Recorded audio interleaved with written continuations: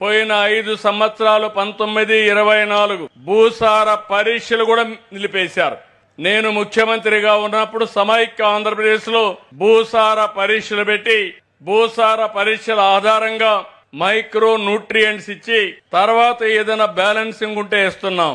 ఈ రోజు ఒక్క మాట అడుగుతున్నాం మిమ్మల్ని అందరినీ, మీకు ఏదైనా చిన్న ఆరోగ్య సమస్య వచ్చింది, కొంతమంది డాక్టర్లు ఏం చేస్తారంటే తొందరగా పనిచేయాలని స్టీరాయిడ్స్ కూడా ఇస్తారు.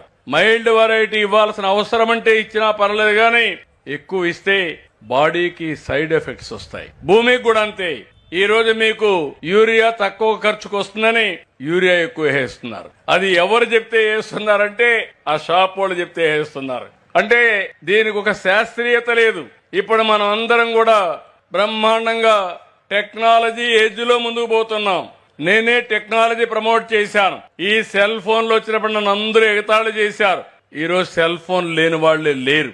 అందుకే దీనికి విరుగుడు మార్గం మీకు ఒకటే చెప్తున్నా, ఎప్పటికప్పుడు అగ్రి లిటరేచర్ ని కొత్త విధానాలన్నీ కూడా రైతు దగ్గర తీసుకురావాలి. సర్టిఫికేషన్ అంటే ఏంటి, ట్రేసబిలిటీ అంటే ఏంటి, ఏ పంట డిమాండ్ పెరుగుతా ఉంది, మార్కెట్ లో ఇంటెలిజెన్స్ ముందుగానే తెప్పించుకోవడం, అనలిటిక్స్ తీయడం, ఒకటి ఆహారపు అలవాట్లు మారడం, కొన్ని రాష్ట్రాల్లో పంట దెబ్బతినడం, కొన్ని రాష్ట్రాల్లో వరదలు రావడం, కరువు రావడం, డిమాండ్ సప్లై వల్ల కూడా పంటకు మనకు వచ్చే గిట్టుబాటు ధర డిమాండ్ తగ్గిపోయే పరిస్థితి వస్తుంది. ఇలాంటి టెక్నాలజీ అన్ని అందుబాటులో తీసుకొస్తాం. అందుకే మీ అందరికీ చెప్తున్నా, అగ్రికల్చర్ లో టెక్నాలజీ, దీన్నే అగ్రిటెక్ అంటున్నాం. 3వ ప్రిన్సిపల్ గా నేను మాట్లాడుతున్నా. ఈ రోజు అగ్రిటెక్ కోసం బిల్ గేట్స్ ఫౌండేషన్ నుంచి సహకరించడానికి ముందుకు వస్తున్నారు. ప్రపంచంలో ఉండే నాలెడ్జ్ గాని టెక్నాలజీలు గాని తీసుకురావడానికి ముందుకు వస్తున్నారు. ఇంకో పక్క ఇప్పుడు కూడా నేను రైతులతో మాట్లాడితే కూలీలు దొరకడం లేదని బాధపడుతున్నారు.